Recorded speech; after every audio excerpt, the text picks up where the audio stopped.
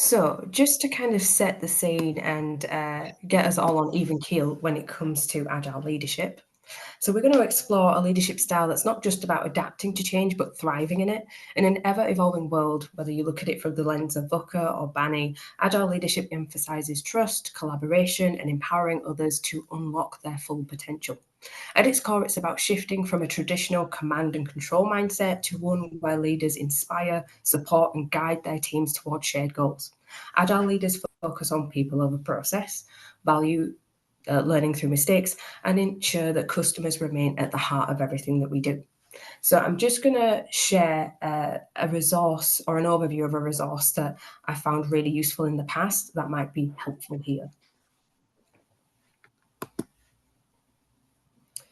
And these are the Agile leadership themes from the Agile Business Consortium and their 9 principles of Agile leadership. So we do not have the time to go through all 9 themes, but I can talk to you about the buckets that they sit in. So we have the collaboration, communication, and commitment. So within collaboration, we are empowering, achieving, and innovating, driving collaboration with people. In terms of communication, we're developing, we're reflecting, we're learning. So we might be leveraging feedback loops in that space. And then commitment. So we're inspiring, engaging, and unifying our people through a shared vision. And it is highly likely that we're going to pick on some of these themes as we go through the conversation with our guests today, as well as things like simplicity in decision-making, fostering resilience in times of uncertainty, and promoting sustainable work practices that balance achieving results and maintaining well-being, because we're people-centered people. So today we're going to uncover those skills that are essential for agile leadership, what capabilities leaders need to build trust, adapt to change, and inspire their teams to deliver in very dynamic environments. And we're going to look at how Melissa and Alison have used these skills in their given context. So to get us started, we're going to do some introductions. So Alison, you are the head of operations at the Coders Guild, and Melissa, Maluila, you are the Agile and Business Agility Specialist for us today. So if you wouldn't mind just giving us a quick overview into your backgrounds, and starting with Alison, please. Thanks so much, Roxy. It's just such an honour to be on this webinar today. Thank you so much for having me. Yes, so I'm Head of Operations at the Coders Guild. We are a digital skills training provider. So we work with individuals and businesses to kind of support their training, and Agile is really massive for us, both in what we train and teach, but also our kind of work and practice. I'm actually fairly new to Agile, so I kind of started my career in the charity sector, moved into education, and kind of came over to the Coders Guild, where I am on an Agile journey myself, learning lots every single day, and kind of embracing that methodology to constantly kind of improve what we're doing internally, but also for our customers as well. Brilliant. Melissa? Hi there. Thanks, Roxy, for inviting me today, and to everybody that's turned up to listen. So I'm an independent specialist. I operate in the contract market, and I have over 20 years IT project delivery experience in government finance and higher education. I've experienced firsthand leading teams on high-profile projects under challenging conditions and aggressive timelines, and have a passion for Agile and business agility, which was born from when I was introduced to it way back in 2008, when I was a developer. And I am passionate about inspiring Agile cultural change and enabling individuals, teams, and organizations to achieve successful outcomes. So that's me.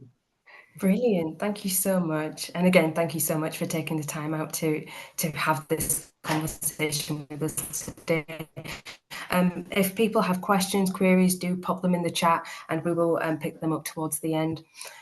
So I guess we'll kick off with the first question, starting with Alison. In your bio, you actually mentioned that you take a hybrid approach to Agile. And I guess I want you to understand, what does Agile leadership mean to you in your career, and how it's developed in your career, especially when it comes to that hybrid element, if you wouldn't mind just unpacking that for us. Yeah, absolutely. So I would say, that kind of hybrid element is really important for us. We're not super prescriptive at the Coders Guild around Agile, and embracing that kind of agile thinking around being adaptable and taking on feedback and understanding, what it is that people want and what they need. I think we really take that to heart, but rather than following kind of all the set rules around agile, it can be quite restrictive in some ways. Our approach is a lot more flexible, and it is all about getting feedback from people. And I think that's super important in agile leadership. I think that's, a lot of the things that you were talking about before around collaboration and empowering other people and people over process. I think that really comes to the fore in what we do.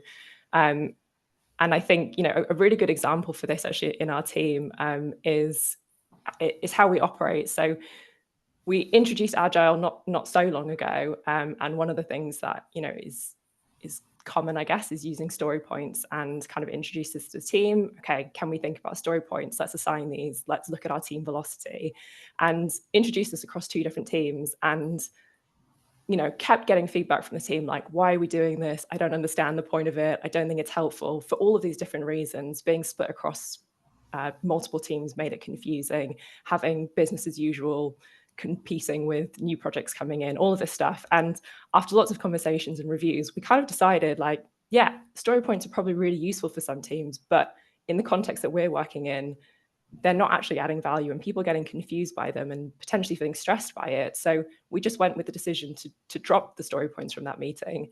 But in another team, they've worked really, really well, and they're really helpful for us to reflect on how much work we can take on in a week or a given amount of time. And so we've kept the story points in. And I think that really embodies what our approach is, and it is keeping it that people-focused way of thinking about Agile. And there are all these tools and frameworks to think about, how to work in a team and how to create products and how to make them better. And for us, in my experience anyway, it's all about trial and error, and some of them have worked really well and we've been able to improve that, and other things haven't worked as well, and that's okay. And being able to accept that and kind of be adaptable in those situations and looking for that continuous improvement, I think has really helped us as a business and as a team to develop.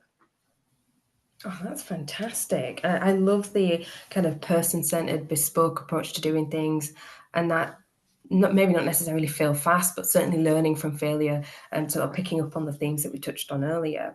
And I guess the same question for Melissa as well. You've got 20 years worth of experience. You've seen the maturation of Agile, and you've seen it in a variety of different contexts with your vast career working in higher education, banking, and so on. So what does Agile leadership mean to you? And I guess how has it developed in your career from the perspective of the actual qualifications and the coaching and the practice evolving over time? Okay, so I was thinking about this. I always seem to change and adapt, what I say. So I was thinking, how can I encapsulate this, which sticks in a memory, which is a starting point. And what I think Agile leadership means to me, it's about inspiring people to embark on a journey, and one that's guided by vision and purpose, and where people will be supported to achieve their full potential in a collaborative environment that is psychologically safe and empowers a team to achieve successful outcomes. Now, I know that's like a bucket, but when you start to go deeper, because you now have, it has legs, and you can look at empowerment, it has legs. You can look at servant leadership, it has legs. You can look at coaching, you can look at so many things to then deep down as to what that statement really means. But what I've pulled out as some of the key things, that psychological safeness, that collaborative way of working, so that you don't feel isolated as individuals. Back in the day when I started, I say back in the day, I'm not that old, but back in the day when I started, I remember, I was the one developer that had to come up with solutions, and you did feel isolated. But when I was introduced to Agile and particularly Scrum, I leaned in because it felt inclusive. It felt like I wasn't alone. It felt like I could bounce ideas or any issues that I may have had off other people. I got insights into technically what they knew and what I didn't know. So I liked that. and it was the Scrum Master role that I'd seen. We had a coach that had come in. At the time, I was part of a massive agile transformation. It was driven by leadership, and they were trying to get buy-in from us, which sometimes you hear people saying, how do I get buy-in from the middle out and convince the leaders? This one was done from the top down, and maybe because it was early, and they were trying to convince us a one team approach. And I admit, I was not convinced. I came from a traditional background. It was waterfall. I needed my specs. How can you possibly expect me to develop from a user story? all these things that I wasn't so familiar with. But it was the coaching, the mentoring, the getting me ready in terms of mindset before I hit a team to do anything. I was worked on in terms of looking at the baggage that I did have and the constrained thinking that I had. And it was the coaches that came in, the technical people that came in, the Microsoft experts that came in to teach me about Kanban. And then the first thing that I did within a team to strengthen and emphasize that collaboration and helping and working was I was a runner in a team. I call it a runner, but I was removing blockers for the team. So I wasn't actually coding, but I was removing those blockers, triaging stuff. And that was my first entry point. I was ready for that before I became, fully fledged developer. And then I did my training into Scrum and then continued that learning and that leadership and learning from my leaders that were there. And bearing in mind my leadership skills, I learned from traditional leaders, which I was getting those results. But when I came into the agile world, I learned there's another way. And I thought I was doing a great job. And I probably was, but it's the people element. Yeah. And now I look back and think, oh my goodness, what did people really think? As I'm sat there in a one-to-one, writing down everything you say, because I need to check that you've said, what you say, that in the next one-to-one, that you're not telling me tales. That's what I was told was good leadership. Now I'm thinking, maybe I was, the people weren't trusting me because I was displaying in a way a distrust because I wasn't believing what you're saying because you might tell me something else. So that is that continuous development and learning and recognizing where actually maybe it wasn't the best approach. And I like the agile approach because of the people element of it. Absolutely. And so that's how I've transitioned and developed that continuous learning, that continuous growth, that recognition if maybe I didn't do that quite right, and understanding and getting that feedback from everyone. Absolutely. Oh, that's awesome. Thank you, Melissa. And you kind of touched on some points that Alison had raised as well about the feedback element, that person-centered, but building out from that, the psychological safety piece, and ultimately the mindset shift as well, which is quite interesting as well. And I'm sure that will come up again as we go through the questions. So we'll move on to the second question. And we'll go back to Alison, if that's all right. So, Alison, you've worked in the education and non-profit space, and you're at the Coders Guild at the moment. And I know that we've kind of touched on the ways of working being fundamental. And not only do the Coders Guild work in that way, you deliver in that way. You deliver short courses as well around agile leadership and other skills across the sort of tech space. And touching on skills, what skills and qualities do you feel are needed for agile leadership in your context? We've talked about, so many important ones. We've talked about that person value. We've talked about adaptability, changing the situations. Feedback is massive. I think, asking for feedback and giving feedback are different skills, and they're super important in Agile. And I think, for me, two really important things in terms of those qualities. I think listening is so underrated as a skill. I think we don't talk about it enough, and we talk about the importance of feedback. We talk about customers, we talk about value, But the only way that we can truly understand that is through being good, active listeners and having empathy as well. I think that's really important. And sometimes you get feedback that you might not understand or that is difficult to hear. And that could be about yourself. It could be about a product that you deliver, a service, could be anything. And having that ability, that skill to have empathy and understand where that feedback is coming from and to really listen to what it is makes better leaders, makes better products, makes better services for customers. I think it's super important, and it links all of these other things that we've kind of been talking about together. And I think the second thing, which is probably related actually, is like this idea of not having an ego. And Melissa, I really like what you said about, empowering other people and, people pitching in and helping each other and leading by example. You don't have to be a leader, or you don't have to be a manager to be a leader, right? And you can work really hard and you can have these values and show these skills and still lead other people. And I think this idea of not having an ego, a good leader recognizes that good ideas can come from anywhere. And if you're willing to put your ego aside and be a facilitator for that idea to come to life, you don't have to be the loudest voice in the room, and not to be threatened by other people who have good ideas. I think it makes all of these other things that we're talking about work super well, and it gives that value. And it does require adaptability and all these other skills. But being able to listen and kind of not have an ego about it, I think for me are really important qualities for any leader, but for an agile leader in particular. I absolutely love some of the points that you've raised in there, and I guess kind of summarize it, feels like the self-awareness piece is absolutely fundamental to everything else sort of building on that. Would you agree?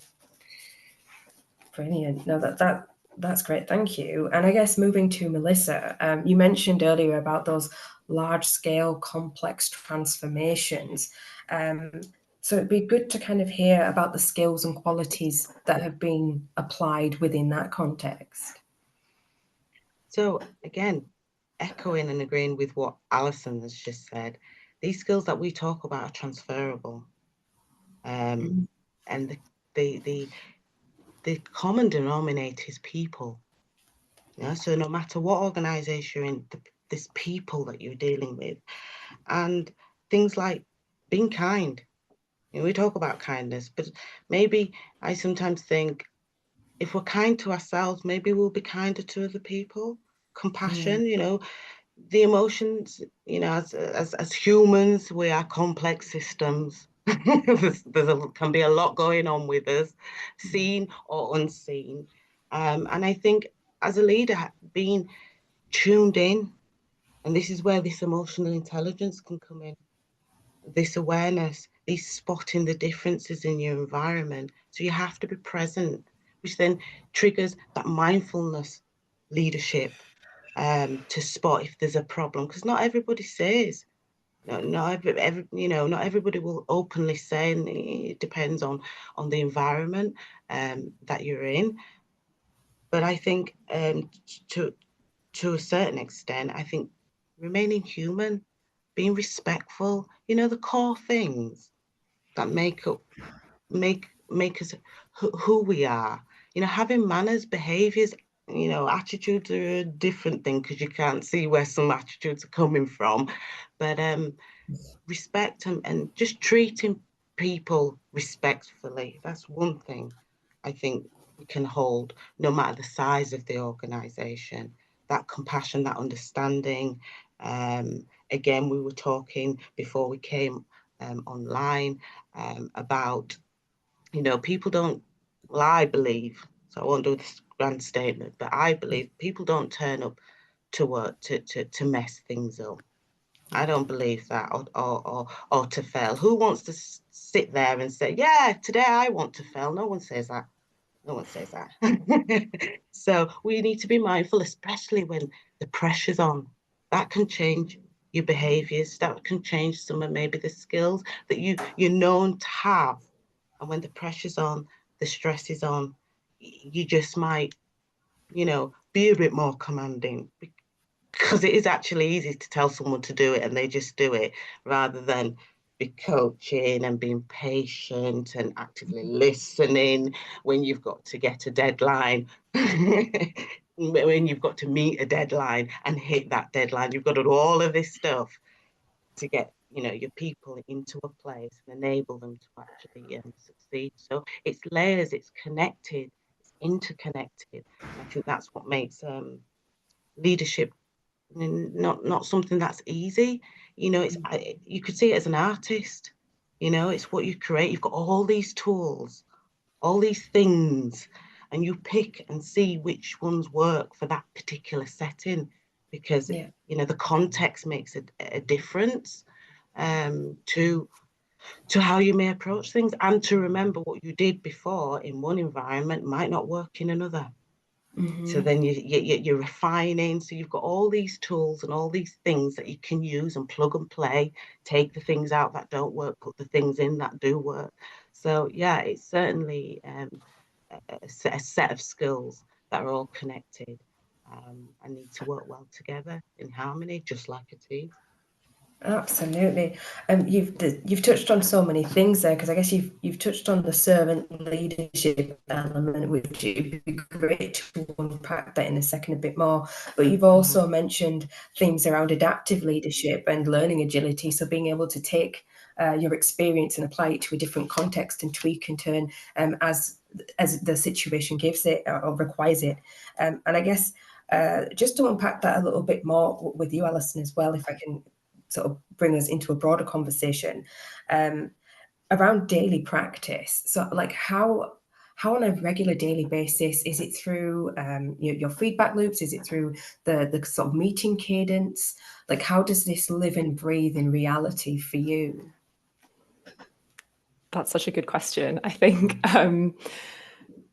it's a combination of things, and some of it is meeting practices and carving out those the time and the opportunity for these things to be talked about and to be put into practice, into motion.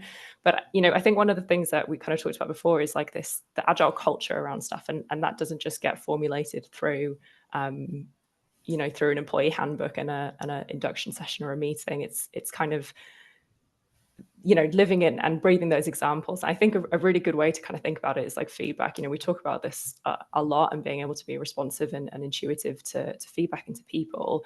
And I think that can get embedded into so many different layers of how an organization works. And it starts with the individual as well. I think this is something that I've really learned is, you know, if you want other people to give feedback and ask for feedback and provide feedback, you have to be willing to take it on yourself. So I'm really conscious of that as an individual in a team, as a leader, as a manager, is, you know, that starts with me. So I will always want feedback, ask for feedback, and be willing to take that on board and show people how I'm listening and how I'm kind of putting that into practice.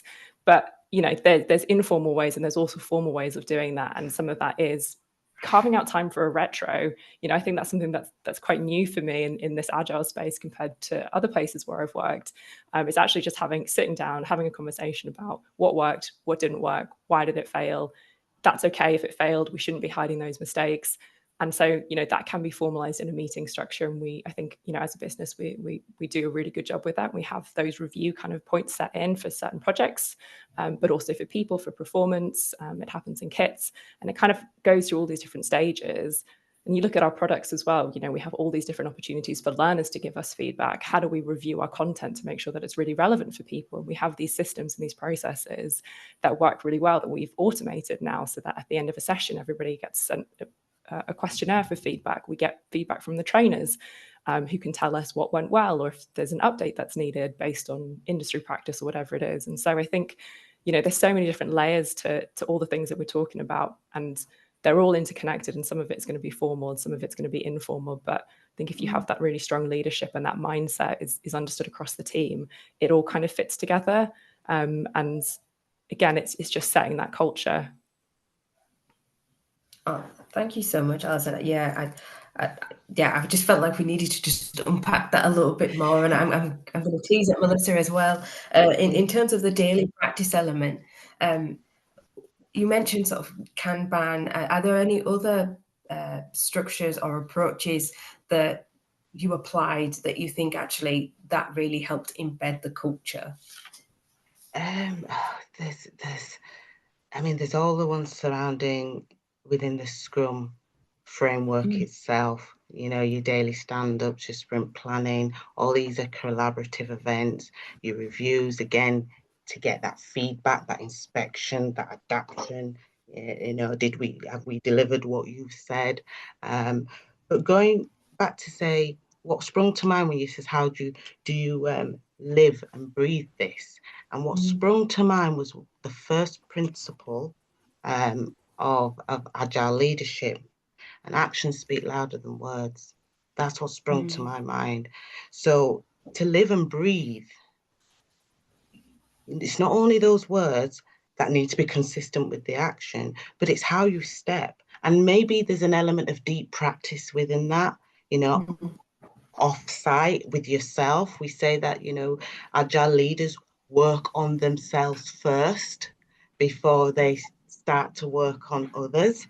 So this is what came to mind, that first principle, and that deep practice. And going with what Alison said about retrospectives, that's, you know, for your team things, products and services, but you can actually do a self-retrospective. I've said the term self-check-in.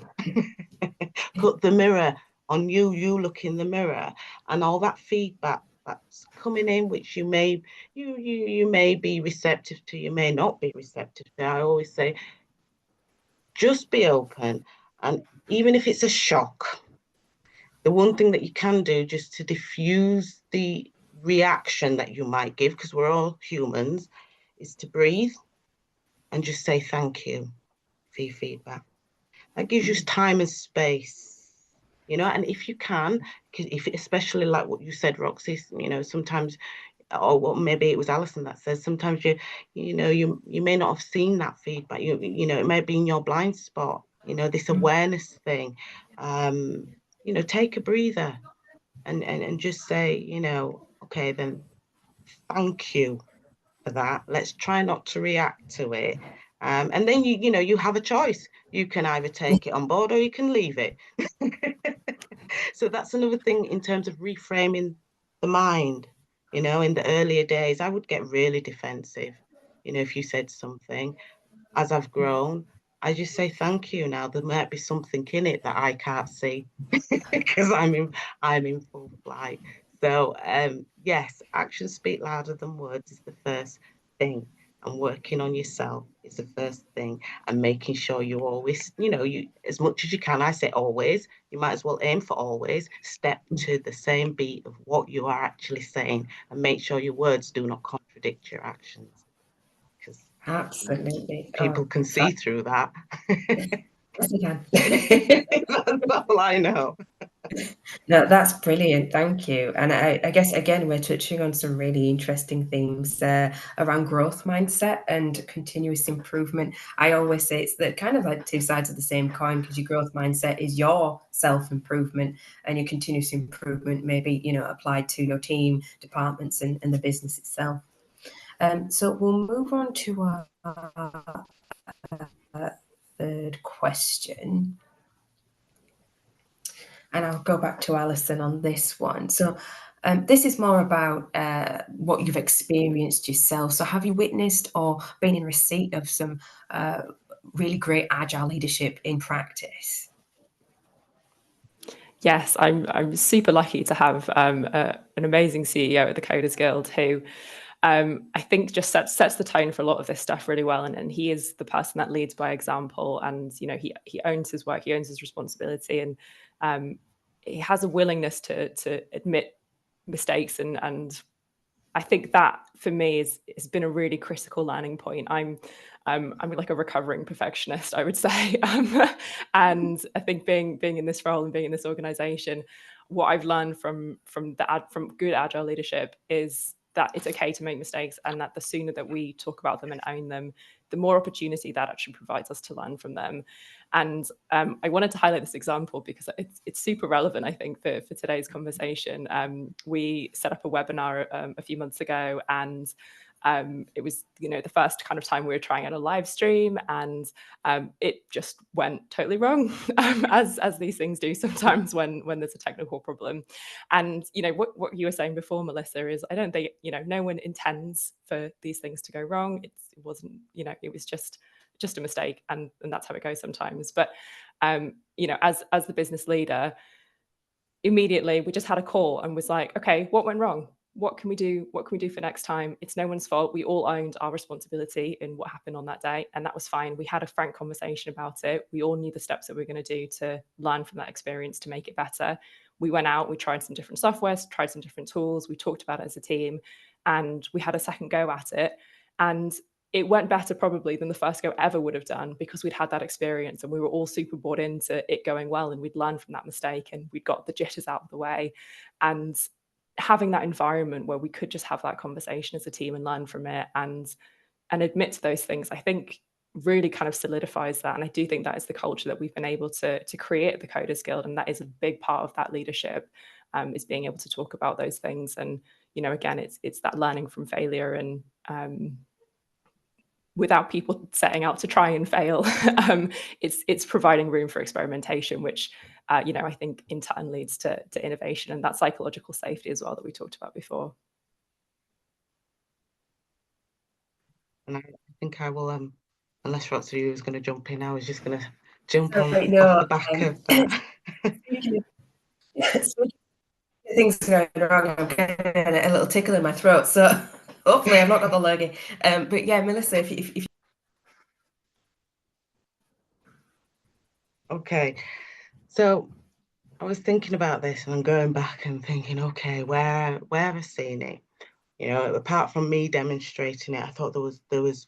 Let me tell you a story of a time when I was the project manager for a data transformation program, and I came in because I operate as a contractor. So I came in and the team was supposed to be delivering within the 2 weeks when I was there, because they should have finished the project.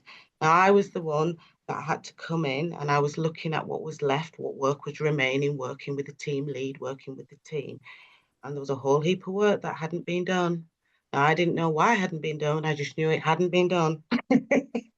And that meant if we were to do this work, we weren't going to come in on those target dates that were originally set. So we had to replan, and I knew we had to replan. And me, team leader, went to the meeting with the senior leaders, and we're explaining the problem. And everybody was listening, and there was a leader there that said, "You've had 10 months. 10 months, what have you been doing?" Kind of thing. Well, you want more time? You want 3 months more time? That was from 2 weeks to 3 months. That's what we needed. And we explained, and it was the actual program manager, the listening, going back to what Alison said, actively listening to what we were saying and what we were saying the constraints for and where we were. He brought calm to the situation, and he said something like this: if the team need more time and they need to re-estimate and replan, we should give them this time. So let them go away and come back with a plan that they feel that they can achieve.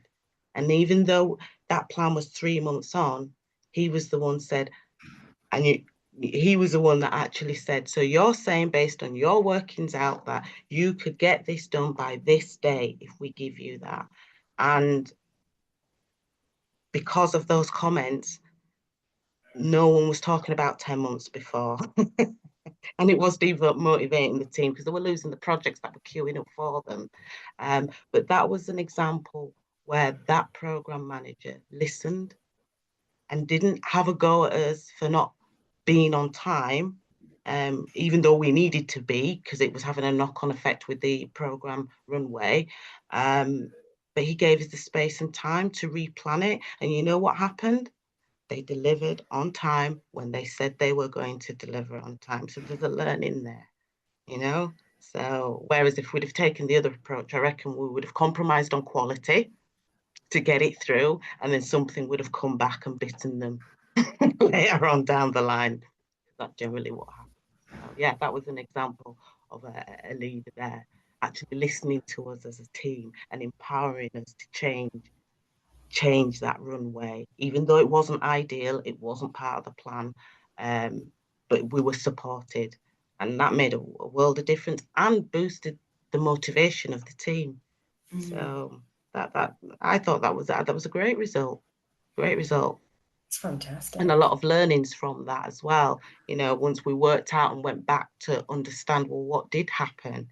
And it was just something as simple as the compliance standards that we were supposed to put in weren't ready at that time. And then by the time I came, they were ready.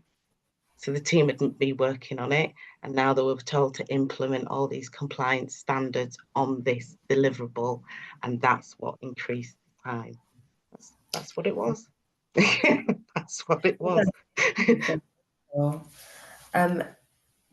Thank you so much for those answers there. Again, some really interesting themes popping out around motivation, doing the inspiring and engaging the commitment piece that forms part of the 9 principles of Agile leadership, and bringing calm to a situation, being that servant leader and acting in the team's best interest. And you know, that extends out to the example that you shared with Crispy and Alison, and allowing the team to sort of have that retrospective, learn from failure, and be able to put things in place to move things forward and continuously improve. So absolutely fabulous. It seems we do have a bit more time, so I can ask a bonus question. So let me just grab that. So Alison, what's your one piece of advice that you would give to somebody who is starting their Agile leadership journey or informally leading an Agile team? I'm going to be a bit greedy here, Roxy, because I actually have 2 pieces of advice. I hope that's okay. They're kind of related. So I think the first one is just get started. And like I said before, you know, I'm a bit of a perfectionist, and I'm the kind of person that when I want to start something new, I will spend weeks researching it. I will come up with a really detailed plan of how I'm going to start doing this thing, even if it's like a new hobby or something, right? Rather than just doing the hobby, I'll like research how to do the hobby first. And I think that the best way to get started with anything is just to do it. Pick something small, try it out, test it. It's not going to go right. And that's okay. That's kind of the whole point, actually, is that when it doesn't go right, you're observing what happens, you're learning from that, you're talking about it, and that will help to make the next steps really clear. And then I think the second point that's kind of related to this is don't be too hard on yourself. You know, I talked in the beginning about we've got all of these amazing tools and frameworks that we can use, and when, you know, depending on where you work and the environment or the context that you work in, you're probably not going to be able to do all of them, and they're not all going to be right, and that's okay. And it is about listening and understanding and trying stuff, learning from that, and being okay when it does go wrong, because it will. And I think, you know, so much of this conversation is about learning from that. I've done so many things that were not the right thing in the end, but you don't know until you try. And being able to be okay with that and embrace that, I think is such an important part of Agile and Agile leadership. So yeah, that's my advice. Have a go, and be okay with it if it doesn't work. Thank you so much. And I love the fact that you've touched on that experiment mindset. And I guess that leads into that build something, test something, learn from it. And the self-compassion piece is so important.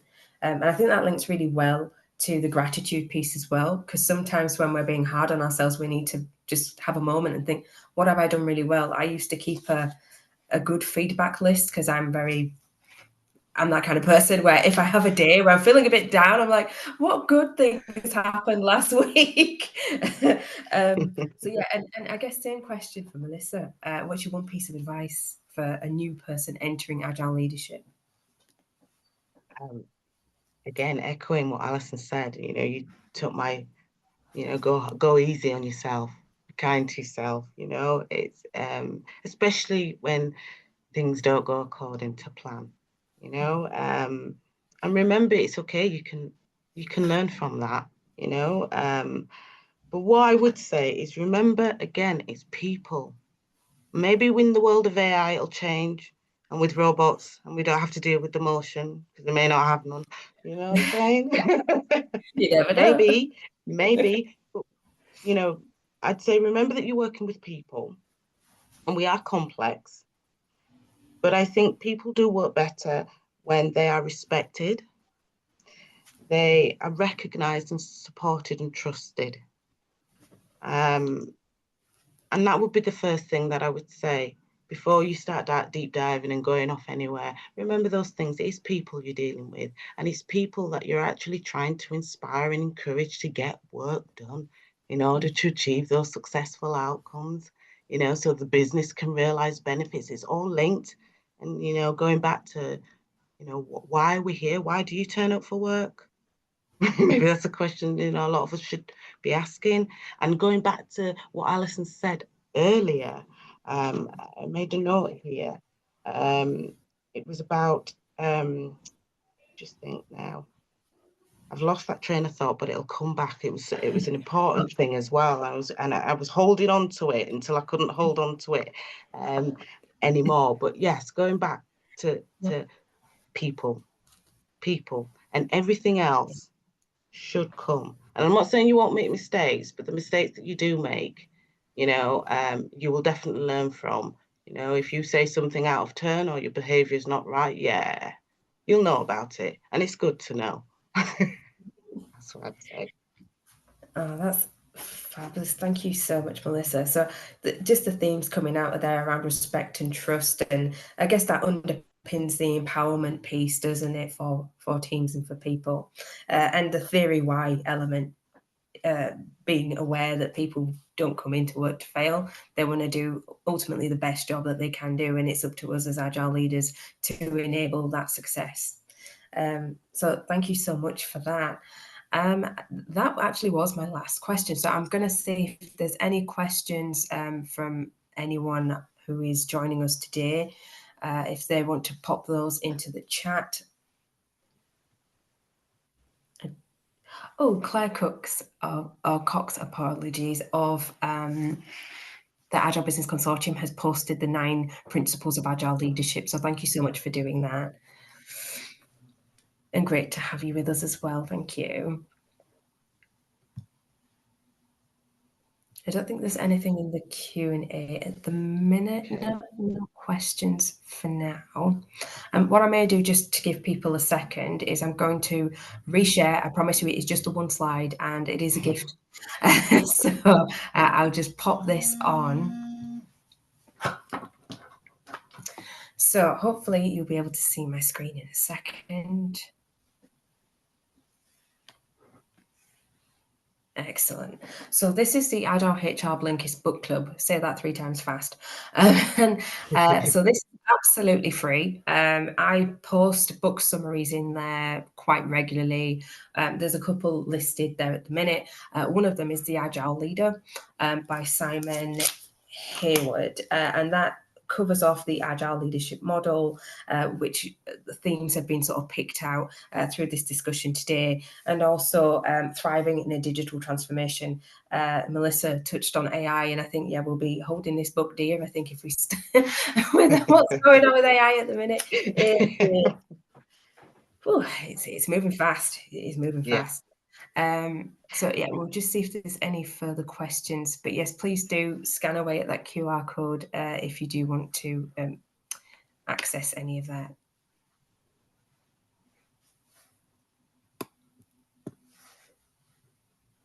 Oh, thanks, Emma. So Emma just mentioned in the chat there that it's a great book club, and she's finding it really helpful. So that's awesome.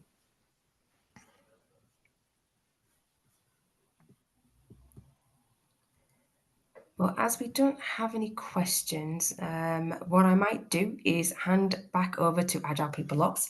I just want to say a massive thank you to our panelists, Melissa, Maluila, and Alison, Kwan, and a massive thank you to everyone who's with us as well today. It's been really awesome to be able to do this. Oh, and support has dropped in some resources as well. So there's a link to VUCA versus BANI within the HR context, and then a link directly to the Agile book club as well, if you didn't get the QR code. So I'll hand back and I'll stop sharing. Thank you so much, Roxy. Thank you, panelists. You all were amazing. Alison and Melissa, we're very grateful for your time and for your efforts. We've really learned a lot today. A big thank you to you, and a big thank you to Roxanne for our UK country ambassador who has so beautifully hosted it today. Thank you so much. All the best. You're welcome. Thanks so much for having us. Yeah. You're welcome. Here we have a few announcements, participants. Please look forward to the coaching communities of practice sessions that will be held every second Wednesday of the month. It's designed to inspire personal and professional development. Please don't miss this opportunity. Do join our UK communities and APO global community on LinkedIn groups. You will get updates there as well. You may find like-minded people as well there, so it's a nice place to join. Registered participants will receive the recording of these sessions. You'll also find it on APO YouTube channel. Thank you, participants, for making this a success. We will have a feedback poll. Please will fill in that for us. It's valuable to us. Stay motivated and look out for our webinars. See you soon.